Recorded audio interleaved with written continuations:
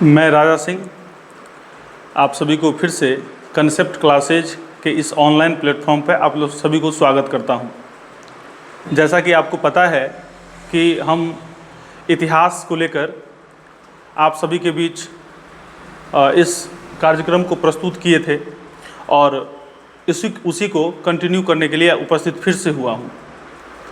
तो जो पिछले कक्षाओं में जहां तक हमने पढ़ा था उसके बाद से मैं फिर से बात करने के लिए आया हूं। तो आइए इस सेशन को आगे बढ़ाते हैं। हमने अभिलेख यानी पुरातात्विक साक्ष्य पर चर्चा कर रहे थे। अभिलेख को हम कई आधार पर बांटे, जैसे कि स्वरूप के आधार पर, उद्देश्य के आधार पर अभिलेख को बांटे थे। उसी कड़ी में हमने देखा अभिलेख का महत्व क्या है, अभिलेख से हमको क्या क्या जानकारी मुख्यतः मिलती है, कैसे वह पुरातात्विक स्रोत है इतिहास के लेखन में अभिलेख का क्या योगदान है, क्या महत्व है, उसके विषय में हमने चर्चा किया था। आज हम कुछ महत्वपूर्ण अभिलेखों को जानेंगे, देखेंगे कि कुछ महत्वपूर्ण अभिलेख कौन सा है और उसका क्या महत्व है ऐतिहासिक दृष्टिकोण से। तो आइए शुरू करते हैं हम सेशन को बिना लेट किए हुए। एक अभिलेख है जो कि सबसे प्राचीनतम अभिलेखों में से एक है, बोगाज कोई का अभिलेख। महत्वपूर्ण अभिलेख है, आप जो है सो उसके बारीकी से थोड़ा सा जानेंगे, देखेंगे।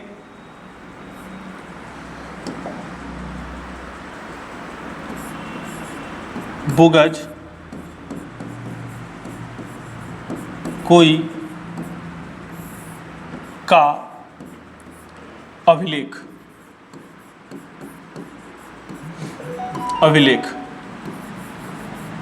बहुत ही महत्वपूर्ण अभिलेख है। यहाँ से बहुत सारे ऐतिहासिक जानकारी प्राप्त होती है, अर्थात यह जो है इतिहास का एक महत्वपूर्ण स्रोत है, पुरातात्विक स्रोत है। तो हम इसको ऐसे लिख सकते हैं कि यह जो है सो प्राचीनतम अभिलेख है, प्राचीनतम अभिलेख है। बोगज कोई का जो अभिलेख है यह क्या है, प्राचीनतम अभिलेख है। अब इसके विषय में यदि हम बात करें तो थोड़ा सा एक मैप बनाते हैं हम, और इस मैप के माध्यम से समझने का प्रयास करते हैं कि यह अभिलेख एक्चुअल में कहाँ से प्राप्त हुआ है।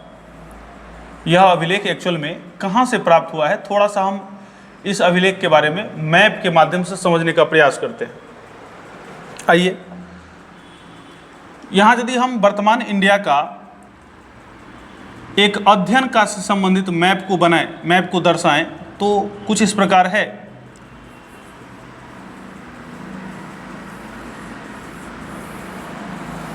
इस तरह से वर्तमान का इंडिया का पार्ट है। यदि हम कंटिन्यू पूरा मैप को बनाएं तो आप लोगों को भी आना चाहिए, क्योंकि इतिहास पढ़ें या फिर सोशल साइंस कोई भी, चाहे ज्योग्राफी पढ़ें, तो इंडिया का मानचित्र जो है आपको आना ही चाहिए बनाना। बढ़िया से आप एक बार में जो है सो बना सकें, आना चाहिए कम से कम। तो ये तो भारत है, वर्तमान का भारत है, वर्तमान का भारत है। यहाँ पर एक देश है जिसका नाम आप लोग जानते होंगे, और ये जो देश है इसका नाम है पाकिस्तान। पाकिस्तान है। और यहीं पर एक छोटा सा और देश है जिसका नाम आप लोग भी जानते हैं, अफगानिस्तान है।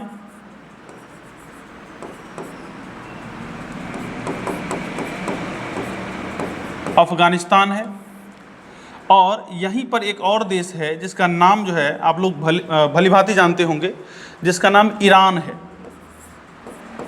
ईरान है। और यहाँ पर एक देश है जिसका नाम तुर्की है। तुर्की है। तो एकदम याद रखना है कि भारत के बाद पश्चिमी जो देश है, पड़ोसी देश है, वो महत्वपूर्ण देश पाकिस्तान। इसके बाद जो है सो पाकिस्तान के बाद पश्चिमी देश जो है सो अफगानिस्तान, पश्चिम में ही ईरान और ईरान के पश्चिम में तुर्की है। और इसी तुर्की से एक अभिलेख प्राप्त हुआ है जिसका नाम जो है सो आपको याद रखना है, बोगज कोई का अभिलेख है। यही तुर्की से जो है सो आपको यह अभिलेख प्राप्त हुआ है।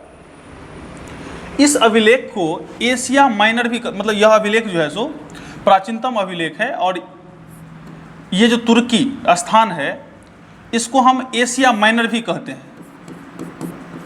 एशिया माइनर, माइनर यानी मध्य एशिया। तो यह जो अभिलेख है यह मध्य एशिया से प्राप्त हुआ है। यह अभिलेख कहाँ से प्राप्त हुआ है? मध्य एशिया से प्राप्त हुआ है। तो इस तरह से आप याद रख सकते हैं, जो जिस अभिलेख के बारे में आप पढ़ रहे हैं वह आपको तुर्की से प्राप्त हुआ है, जो कि एक प्राचीनतम अभिलेख है। सवाल उठता है कि यह अभिलेख कितने साल पुराने के हैं, यह अभिलेख कितने साल पुराने हैं।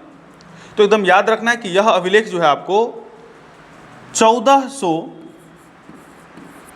BC का है, अर्थात 1400 BC पुराना है, पुराना है।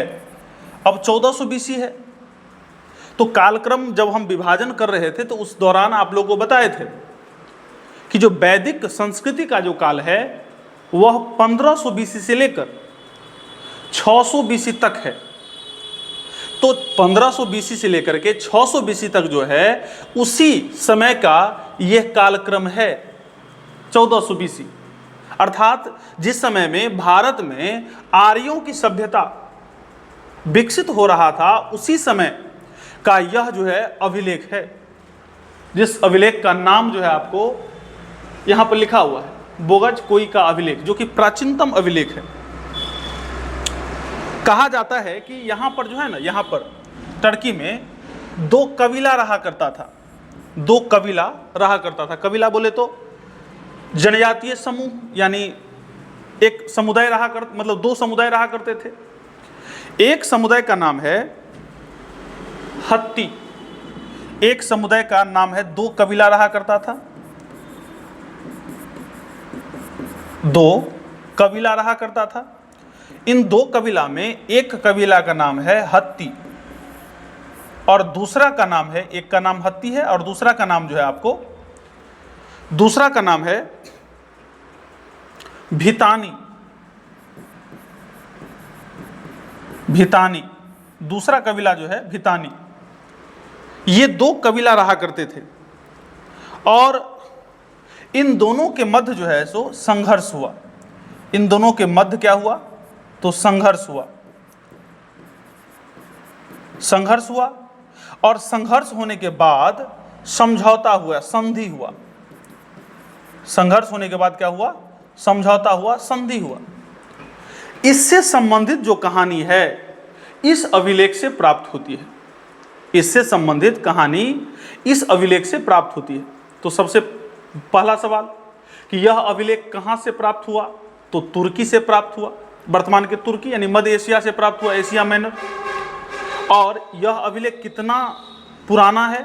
तो 1400 BC पुराना है, यानी 1400 BC में यह अभिलेख जो है सो प्राप्त, जब उत्खनन हुई तो पता चला कि यह अभिलेख 1400 BC का है, पुराना है, प्राचीनतम अभिलेख है।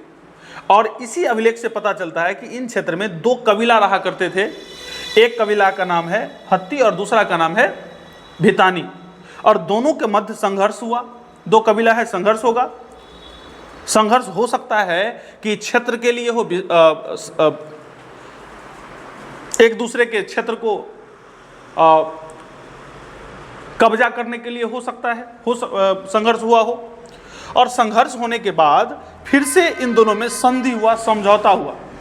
इससे संबंधित जो है जानकारी इसी अभिलेख से प्राप्त हो जाती है। समझौता हुआ और इसी अभिलेख में हम लोगों को यह भी जानकारी मिलती है कि जो भारत में, यहाँ इस क्षेत्र में जो आर्यों की संस्कृति थी, तो यहाँ जो देवी देवता है वही देवी देवता यहाँ पर भी है, क्योंकि इस अभिलेख में 4 प्रमुख देवी देवताओं का उल्लेख है। इस अभिलेख में 4 प्रमुख देवी देवता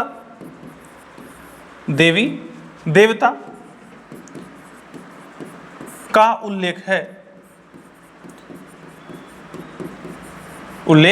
है। तो 4 देवी देवताओं के बारे में उल्लेख यहां से मिल जाती है। अब 4 देवी देवता कौन कौन हैं? तो 4 जो प्रमुख देवी देवता हैं वो आपको एकदम याद रखना है, और पूछता है क्वेश्चन में कि कौन सा ऐसा अभिलेख है जहां से 4 देवी देवताओं के बारे में जानकारी प्राप्त होती है। तो वो तो एकदम क्लियर है कि यह अभिलेख का नाम बोगज कोई का अभिलेख है, यहां से 4 देवी देवताओं के बारे में जानकारी मिलती है। तो कौन कौन से देवी देवता है? तो पहला आपको याद रखना है कि इस अभिलेख से हमको इंद्र के बारे में जानकारी प्राप्त होती है। इस अभिलेख से हमको इंद्र के बारे में जानकारी प्राप्त होता है। दूसरा जो है आपको, दूसरा प्रमुख देवी देवता में दूसरा जो देवता है उसका नाम है आपको मित्र, इसका भी जानकारी प्राप्त होता है। और तीसरा जो है आपको, तीसरा देवी देवता में महत्वपूर्ण वरुण के बारे में जानकारी मिलता है, वरुण के बारे में जानकारी मिलता है। और चौथा जो है आपको नासत्य के बारे में जानकारी मिलता है। यानी 4 देवी देवताओं के बारे में जानकारी मुख्यतः इस अभिलेख से मिल जाता है। कहा जाता है कि जब इन दोनों कबीलाओं के मध्य संघर्ष हुआ और फिर संधि हुई, तो इस संधि को करवाने के लिए यही 4 देवी देवताओं ने महत्वपूर्ण भूमिका को निभाया। इसी संधि को करवाने के लिए इन्होंने 4 देवी देवता माने 4 देवताओं ने मिलकर के इस संधि को करवाया था। इस बात की जानकारी हमको इस अभिलेख से प्राप्त हो जाती है। इसके बाद तो अब कहिए कि सर ये बताइए कि ये अभिलेख तो टर्की में मिला था, भारत के लिए ये क्यों महत्वपूर्ण हो जाता है? भारत के लिए क्यों महत्वपूर्ण हो जाता है? तो भारत के लिए जो है इसलिए महत्वपूर्ण होता है क्योंकि यहां जो देवी देवता है, यहां जो लोग रह रहे हैं उन लोगों का भी देवी देवता, नहीं देख पा रहे होंगे आप लोग, इधर थोड़ा सा नीचे किए हम, यहां जो देवी देवता रह रहे हैं या जो लोग रह रहे हैं वह भी पूजा किसको कर रहा है? इंद्र को कर रहा है पूजा, मित्र को कर रहा है, वरुण को कर रहा है, नासत्य को कर रहे हैं। और यहां का भी लोग जो है सो उन्हीं देवी देवताओं को पूज रहे हैं। तो इतिहासकारों ने कहा कि निश्चित तौर पर हो सकता है कि यहीं से चलकर आर्य लोग भारत आए थे, यहीं से चल करके आर्य लोग भारत आए थे। तो इसी अभिलेख से हमको जानकारी मिलती है कि जो वैदिक सभ्यता का जनक हैं, जो वैदिक सभ्यता के जनक हैं आर्य लोग, वैदिक सभ्यता के वैदिक सभ्यता के जनक जो हैं, जनक जो हैं यह कहां से चलकर आए थे? तो मध्य एशिया से चलकर आए थे, मध्य एशिया से चलकर आए थे।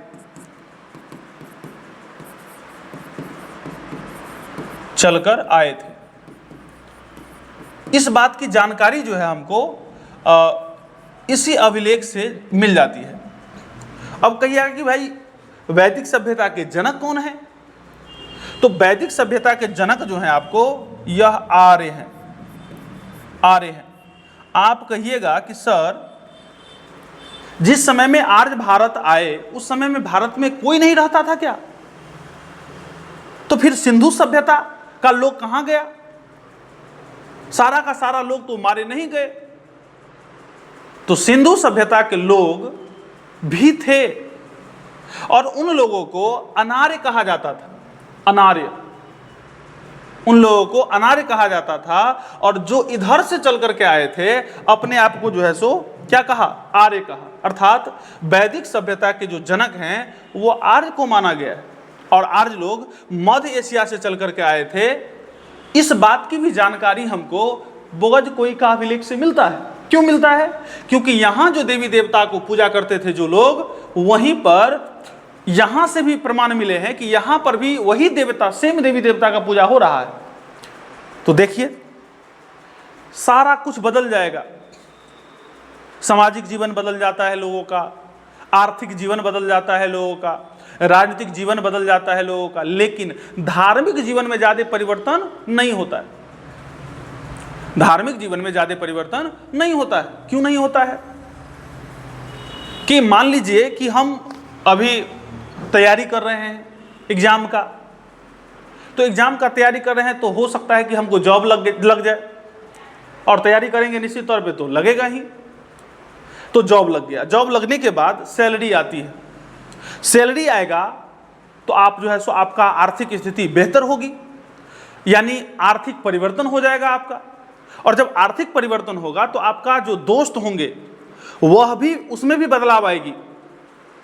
पहले दोस्त आपके हैसियत के अकॉर्डिंग था, अब आपका हैसियत थोड़ा सा बदल गया है, आपके पास पैसा आ गया है, तो आपका दोस्त जो है उसका लेवल भी बढ़ गया। अर्थात आप जो है सो अच्छे, मतलब ऊंचे घराने के लोगों के साथ बैठना उठना हो गया आपका, यानी सामाजिक बदलाव हो गया, यहाँ पर सामाजिक परिवर्तन हो गया आपके जीवन में। इसके साथ साथ जब सामाजिक परिवर्तन हुआ तो जब पैसा हो जाएगा तो आप सोचेंगे थोड़ा सा राजनीतिक फील्ड में भी इंटरेस्ट लें, और तब जाकर के राजनीतिक बदलाव भी हो जाता है। लेकिन मान लीजिए पहले जब आपको जॉब नहीं लगा था, उस समय में भगवान राम को पूजते थे, अल्लाह को पूजते थे, तो जॉब लगने के बावजूद भी, जॉब लगने के बाद भी आप अल्लाह को ही पूजिएगा, भगवान राम को ही पूजिएगा। अलग बात है कि थोड़ा सा बदलाव, पहले जो है फोटो का जो है सो पूजा करते थे, अब जो है सो पैसा आ गया है तो मंदिर उंदिर बढ़िया बना लेंगे, उसमें एसी उसी लगा देंगे, अलग बात है, लेकिन भगवान वही रहेगा। यानी कहने का मतलब है कि यहाँ जो लोग पूजा करते थे जिस देवी देवता को, उनको ही अपने साथ यहाँ भी लाए, और यहाँ पर भी जो है सो उन्हीं को पूजा पाठ कर रहे थे। इसीलिए इतिहासकारों ने कहा कि निश्चित तौर पर ये जो आर्य लोग हैं, जो वैदिक सभ्यता के जनक माने जा रहे हैं, वह मध्य एशिया से चलकर आए थे भारत, मध्य एशिया से चलकर भारत आए थे। यह बात यहीं से हमको मिल जाती है। और भी आगे क्या, और भी आगे क्या? तो आर्य लोग भारत जो आए तो सबसे पहले कहां रुके? आर्य लोग जब भारत आए सबसे पहले कहां रुके? इसके बारे में भी कुछ हद तक उल्लेख जो है सो इसी अभिलेख में मिलती है, इसी अभिलेख में मिलती है। अचानक उस समय में तो ऐसा था नहीं कि तुरंत जो है सो गाड़ी पे बैठो और जो है सो निकल जाओ और कहीं आराम से पहुंच जाओ। आर्यों का जो सबसे प्रिय पशु हुआ करता था, घोड़ा हुआ करता था, और यह लोग जो है सो घोड़े से ही यात्रा किया करते थे। प्रिय पशु जो हुआ करता था आर्यों का, वह क्या था?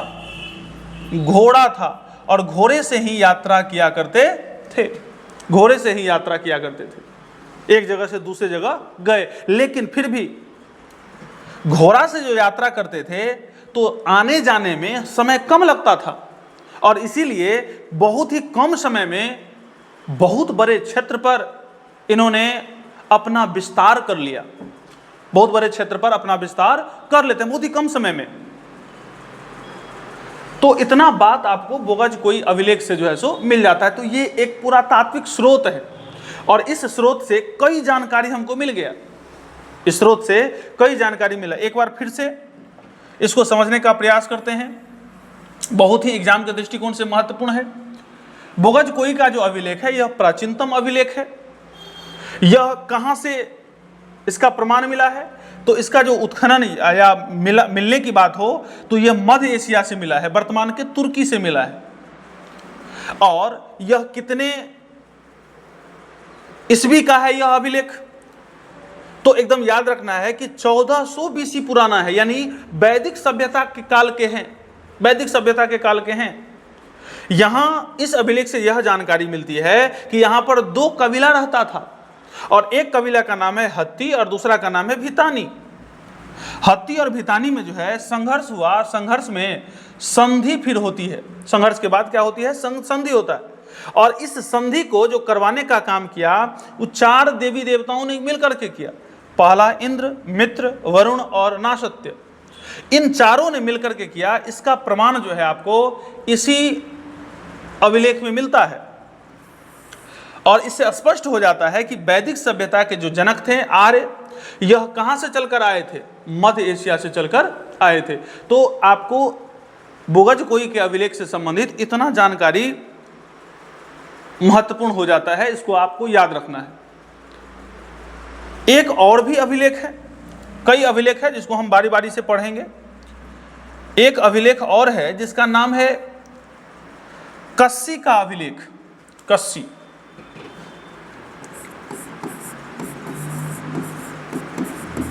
कस्सी का अभिलेख।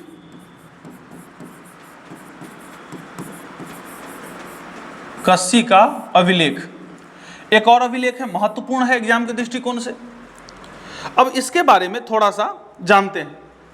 तो जिस समय में बोगजकोई का अभिलेख लिखवाया गया था शासकों के द्वारा या कोई भी व्यक्ति लिखे थे, उसी समय का यह भी अभिलेख है। अर्थात यह अभिलेख जो है बोगजकोई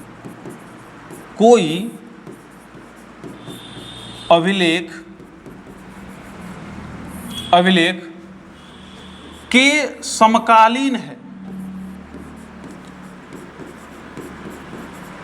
समकालीन है यानी उसी समय का अभिलेख है।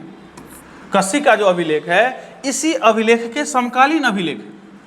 बोगजकोई का जो अभिलेख है इसी अभिलेख के क्या हैं? समकालीन अभिलेख है। अब इस अभिलेख से हमको क्या जानकारी प्राप्त होती है?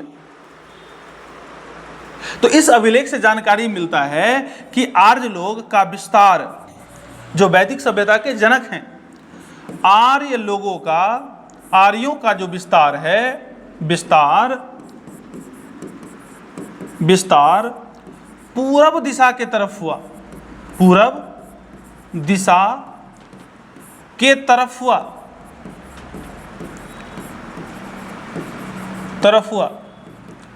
आर्यों का विस्तार जो है वह पूरब दिशा की तरफ हुआ। इस बात की जो जानकारी है हमको इस अभिलेख से मिल जाता है। एकदम याद रखना है। आपसे क्वेश्चन पूछेगा कि आर्य लोग कहां से चलकर भारत आए थे, तो मध्य एशिया से चलकर आए थे। और इस बात की जानकारी कहां से मिलता है? तो बोगजकोई के अभिलेख से। लेकिन वहीं पर पूछ दे कि आर्यों का विस्तार पूरब दिशा की तरफ हुआ, इस बात की जानकारी कहां से मिलती है? तो कस्सी के अभिलेख से। कस्सी के अभिलेख से जो है सो यह जानकारी मिल जाता है। इसी अभिलेख से जानकारी मिलता है कि ईरान के शासक हुआ करता था। और क्या जानकारी मिलता है? तो ईरान, जो अभी हमने आपको मानचित्र पर दिखाया, ये जो आप ईरान देख रहे हैं, ईरान, इस ईरान के शासक हुआ करता था एक व्यक्ति है जिसका नाम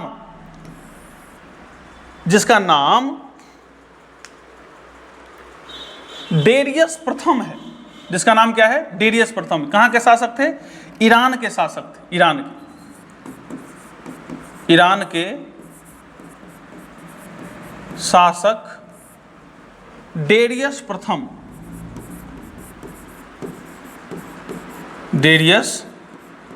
प्रथम। इसी को हम दारा प्रथम भी कहते हैं। तो ईरान के शासक कौन है? डेरियस प्रथम है। इसी को हम दारा प्रथम भी कहते हैं। दारा प्रथम ने भारत पर आक्रमण किया। ये डेरियस प्रथम या दारा प्रथम ने कब? तो एकदम याद रखना है कि 1519 बीसी में, सॉरी 1500 नहीं, 519 बीसी में,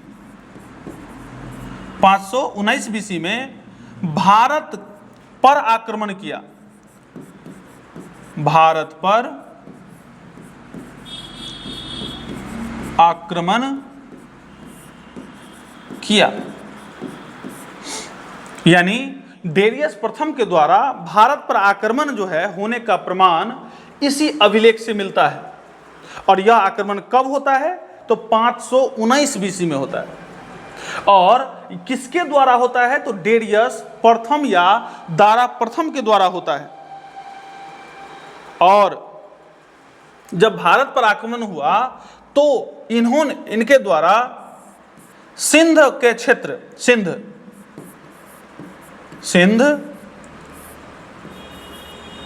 सिंध का क्षेत्र या पंजाब का क्षेत्र, पंजाब का क्षेत्र को जीत लिया गया, जीत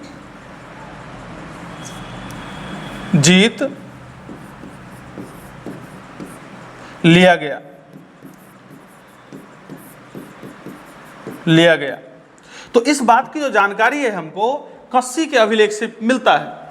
यानी ईरान के शासक हुआ करता था डेरियस प्रथम या दारा प्रथम, और इन्होंने भारत पर आक्रमण किया। इन्होंने क्या किया? भारत पर आक्रमण किया। और जब भारत पर आक्रमण करते हैं तो भारत के जो पश्चिमोत्तर क्षेत्र है, यानी सिंध का क्षेत्र है, पंजाब का क्षेत्र है, इस क्षेत्र को उन्होंने जीत लिया। और जीतने के बाद अपना जो है सो एक प्रांत घोषित कर देता है। इस क्षेत्र को जो है सो एक प्रांत घोषित कर दिया, एक प्रांत जो है सो आपको घोषित कर देता है। इस क्षेत्र को जो है एक प्रांत घोषित कर दिया, एक प्रांत घोषित कर दिया। तो एकदम ये बात याद रखना है कि कस्सी का जो अभिलेख है, कस्सी का अभिलेख, यह बोगद कोई अभिलेख के समकालीन है। और इसी अभिलेख से यह जानकारी मिलता है कि जो वैदिक सभ्यता के जनक थे आर्य, यह इसका विस्तार जो है आपको पूरब दिशा की तरफ होता है। और इसी दौरान ईरान के शासक थे कौन? तो डेरियस प्रथम या दारा प्रथम, और उन्होंने 519 बीसी में भारत पर आक्रमण किया। और जब भारत पर आक्रमण करते हैं तो सिंध क्षेत्र या पंजाब वाले क्षेत्र जो है इसे जीत लेता है और एक प्रांत घोषित करता है उसे, यानी एक राज्य बनाता है अपना, एक जो है सो राज्य बनाता है। इस बात की जानकारी जो है और भी कई अभिलेखों से मिलता है। हालांकि ये तो महत्वपूर्ण है, पहला साक्ष्य जो है यही है, लेकिन इस बात की जानकारी और भी कई सारे अभिलेख से मिलता है, कई सारे अभिलेखों से मिल जाता है। जैसे पर्सिपोलिस का अभिलेख, यहां से भी जानकारी मिलता है। इसके बाद जो है आपको एक और है बही-अस्तून का अभिलेख, बही-अस्तून। इन दोनों अभिलेखों से भी इस बात के बारे में जानकारी मिल जाती है। एक का नाम याद रखना है पर्सिपोलिस और दूसरा नाम रखना है बही-अस्तून। हालांकि तो ये, लेकिन हालांकि सबसे महत्वपूर्ण जो है आपको कस्सी का अभिलेख है, जहां के विषय में इस बात की जानकारी मिलती है। इतिहास के जनक हुआ करते थे, इतिहास के जनक माने जाते हैं हेरोडोटस को। उन्होंने भी एक पुस्तक लिखा, उस पुस्तक का नाम है हिस्टोरिका, उस पुस्तक का नाम है हिस्टोरिका। और यह जो पुस्तक है यूनान के क्षेत्रीय भाषा, यूनान के स्थानीय भाषा जो कि आयोनिक है, यूनान की क्षेत्रीय भाषा क्या है? आयोनिक है। और इसी भाषा में अपना ग्रंथ जो है हिस्टोरिका लिखते हैं। यह जो किताब लिखे उसमें व्यवस्थित रूप से इतिहास को लिखा गया है, व्यवस्थित रूप से क्रमानुसार लिखा गया है। और इसीलिए इतिहास के जो जनक हैं वो किसको मानते हैं? हेरोडोटस को मानते हैं। हालांकि हेरोडोटस के द्वारा लिखा गया इतिहास में जितने भी जानकारी हैं सारे के सारे काल्पनिक हैं। जितने भी जानकारी हैं सारे के सारे क्या हैं? काल्पनिक है, किस्से हैं, लेकिन फिर भी क्रमानुसार लिखे गए हैं। क्रमानुसार का मतलब क्या? क्रमानुसार का मतलब है कि यदि 2005 में कोई घटना घटा, 2005 में कोई घटना घटी, तो इसके बाद 2006 में घटना घटा होगा, ये नहीं कि 2005 वाला घटना पहले लिख दिए, इसके बाद हम 2004 वाला लिखे, इसके बाद 2006 वाला लिखे। तो ये क्रम नहीं है। 2005 के बाद 2006, 2006 के बाद 2007, इस तरह से हम घटना को लिखेंगे तो ये हो जाएगा क्या, क्रमिक घटना। और इसी पुस्तक में हमको इस बात की भी जानकारी मिलती है कि डेरियस प्रथम ने भारत पर आक्रमण किया और एक प्रांत जो है सो बनाता है, और वो कौन सा प्रांत, सिंध के क्षेत्र या पंजाब को क्षेत्र को मिला करके, जीत करके प्रांत बना देता है। तो ये अभिलेख जो है सो आपके एग्जाम के दृष्टिकोण से काफी महत्वपूर्ण होता है, इसको याद रखेंगे हम। इससे थोड़ा सा और आगे बढ़ते हैं।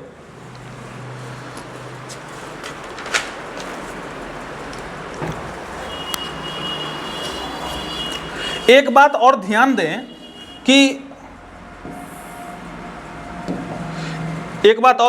कि भारत में सिंधु घाटी क्षेत्र से, जो ये वाला क्षेत्र आप देख रहे हैं, ये वाला जो क्षेत्र देख रहे हैं, मैप पर थोड़ा सा आएंगे हम। आप लोग ज्योग्राफी में पढ़े होंगे कि यहाँ एक मानसरोवर झील है, यहाँ पर मानसरोवर झील है, और यहीं से दो नदी का उद्गम होता है। एक नदी तो इस तरफ आती है जो कि ब्रह्मपुत्र है, तिब्बत में अलग नाम है इसका, और एक नदी इधर पश्चिम की तरफ आगे बढ़ती है, और यही नदी जो है सिंधु है। यही नदी कौन सा है, सिंधु है। और यह नदी भारत के बाद पाकिस्तान से होते हुए अरब सागर में गिर जाती है। इस क्षेत्र में जो सभ्यता का डेवलपमेंट हुआ था, इस क्षेत्र में जो सभ्यता का डेवलपमेंट हुआ, इसी को हम सिंधु घाटी सभ्यता कहते हैं। क्या कहते हैं, सिंधु घाटी सभ्यता कहते हैं। सिंधु घाटी सभ्यता कहते हैं। यानी इस सभ्यता का विकास एक नदी के किनारे हुआ है। हालांकि इस सर्वमान्य मत जो है, सर्वमान्य जो नाम है वो हड़प्पा सभ्यता है, लेकिन हड़प्पा सभ्यता को सिंधु घाटी सभ्यता भी कहते हैं, क्योंकि इस नदी के किनारे ही इस सभ्यता का विस्तार हुआ था। तो इस यहां से एक भी अभिलेख जो है नहीं मिले, एक भी अभिलेख जो है सो वर्तमान समय तक नहीं मिला है। तो एकदम याद रखना है कि सिंधु घाटी सभ्यता से वर्तमान समय तक अभी तक जितने भी उत्खनन हुए हैं, एक भी जगह से अभिलेखीय प्रमाण नहीं मिले।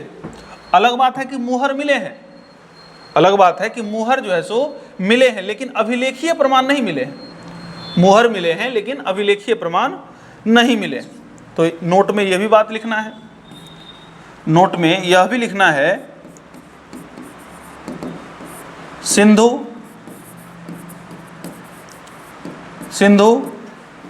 घाटी सभ्यता से एक भी अभिलेख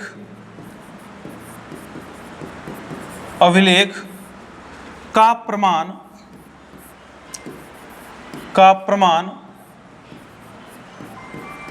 वर्तमान समय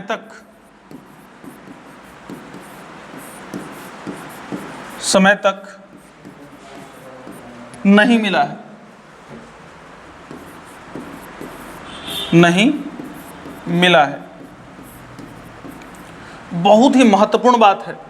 पूछ देगा आपको कि क्या सिंधु घाटी सभ्यता से अभिलेखीय प्रमाण मिला है, और यदि जानकारी नहीं होगा तो आप लोग बोलेंगे कि नहीं मिला है, क्योंकि मोहर का तो प्रमाण मिला है, अक्षर का प्रमाण तो मिला है, लेकिन अभिलेखीय साक्ष्य नहीं मिले, अभिलेखीय साक्ष्य नहीं मिले हैं, जो कि आपको याद रखना है इतने बातों को। इससे जब आगे बढ़ें तो नेक्स्ट है कि क्या भारत में कोई प्राचीनतम अभिलेख है, भारत में कब अभिलेखीय प्रमाण मिला। तो थोड़ा सा हेडिंग यहाँ पर देना है, थोड़ा हेडिंग कि भारत का प्राचीन अभिलेख, भारत का प्राचीन अभिलेख, भारत का प्राचीन अभिलेख। और भारत के प्राचीन अभिलेख की यदि बात करें तो एक महत्वपूर्ण अभिलेख है जिसका नाम है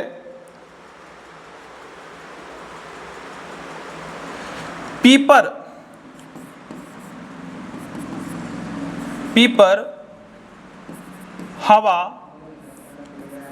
स्तूप का कलश अभिलेख, कलश अभिलेख। पीपर हवा स्तूप का कलश अभिलेख, यह क्या है? भारत का प्राचीन अभिलेखों में से एक है। बहुत ही महत्वपूर्ण बात कि आपसे क्वेश्चन पूछा कि भारत का प्राचीन अभिलेख क्या है, भारत के प्राचीन अभिलेख क्या है? तो एकदम याद रखना है कि पीपर हवा स्तूप का कलश अभिलेख है। और यह अभिलेख कहाँ से मिला है? वर्तमान समय के कहाँ से मिला है? तो वर्तमान समय के उत्तर प्रदेश से मिला है। यह जो है आपको उत्तर प्रदेश से मिला है। उत्तर प्रदेश में भी कहाँ हो सके एग्जाम में पूछे कि उत्तर प्रदेश में भी कहाँ पर मिला है? तो उत्तर प्रदेश में एक जिला है जिस जिले का नाम सिद्धार्थनगर है। सिद्धार्थनगर है और इसी नगर से ये जिला है उत्तर प्रदेश का। और इसी जिला से हमको इस तरह का अभिलेख मिला है जिसका नाम पीपर हवा स्तूप का कलश अभिलेख है, जो कि भारत के प्राचीन अभिलेख है। भारत के क्या है? प्राचीन अभिलेख है। इस अभिलेख में क्या जानकारी मिलती है, या इस कलश जो अभिलेख है इसमें किसका अवशेष मिलता है? तो यह अभिलेख जो है आपको यहां पर स्तूप शब्द लिखा हुआ है, तो निश्चित तौर पर आपको जानकारी मिल गया होगा कि यह हम किसका बात करने जा रहे हैं। तो यह अभिलेख जो है भगवान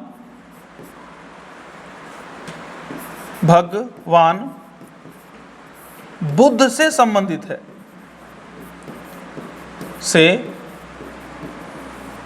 संबंधित है। यानी यह जो अभिलेख है किस से संबंधित है? तो भगवान बुद्ध से संबंधित है। और कहां से मिले हैं? तो उत्तर प्रदेश के सिद्धार्थनगर जिला से मिले हैं। और यदि हम आगे बढ़ें तो इस अभिलेख से भगवान बुद्ध के अवशेष के बारे में भी जानकारी मिलता है। यानी जो यह स्तूप बना हुआ है, इस स्तूप में भगवान बुद्ध के अवशेष भी प्राप्त हुए हैं। अवशेष भी हैं, भगवान बुद्ध के अवशेष हैं। तो एकदम ये बात याद रखना है कि भारत के प्राचीन अभिलेख कौन सा? तो पीपर हवा स्तूप का कलश अभिलेख है। और यह जो है आपको उत्तर प्रदेश से मिलता है और यह भगवान बुद्ध से संबंधित है। यानी भगवान बुद्ध के अवशेष जो है सो इस स्तूप से मिल गया है और यहीं पर कलश अभिलेख जो है सो लिखा गया है, उत्कीर्ण किया गया है।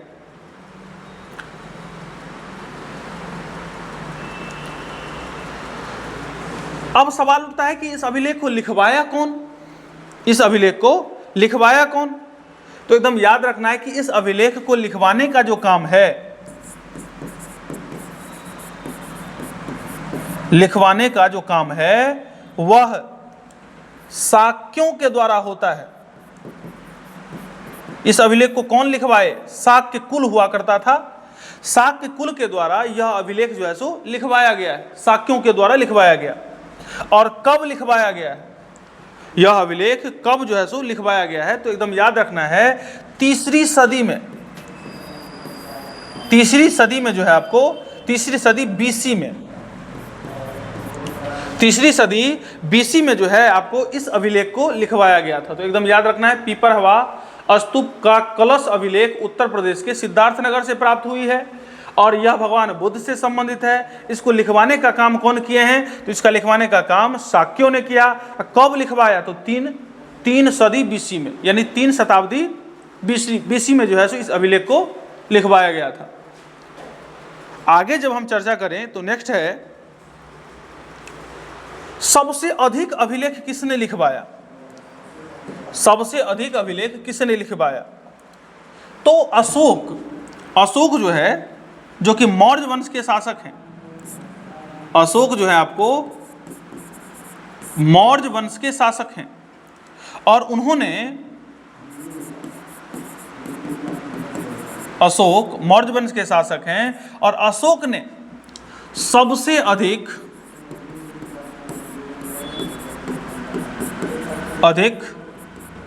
अभिलेख लिखवाए थे।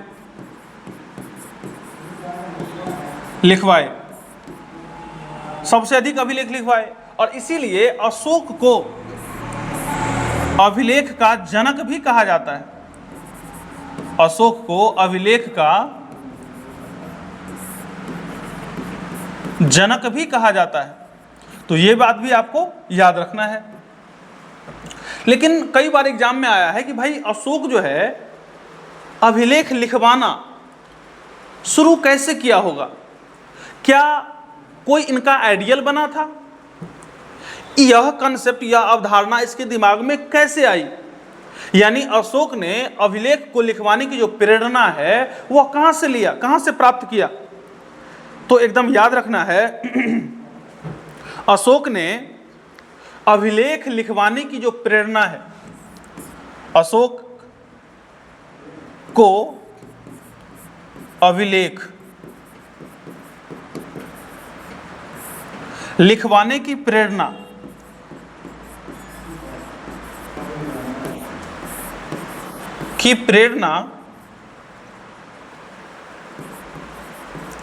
प्रेरणा डेरियस प्रथम, अभी जो शासक का चर्चा कर रहे थे नाम, डेरियस प्रथम या दारा प्रथम से मिला है। प्रेरणा डेरियस प्रथम और दारा प्रथम से लिया। तो एकदम ये बात याद रखना है।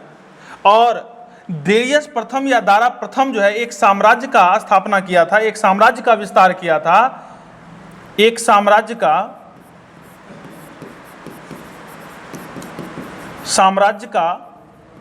विस्तार किया। इस साम्राज्य का जो नाम है वह है आपको हखमनी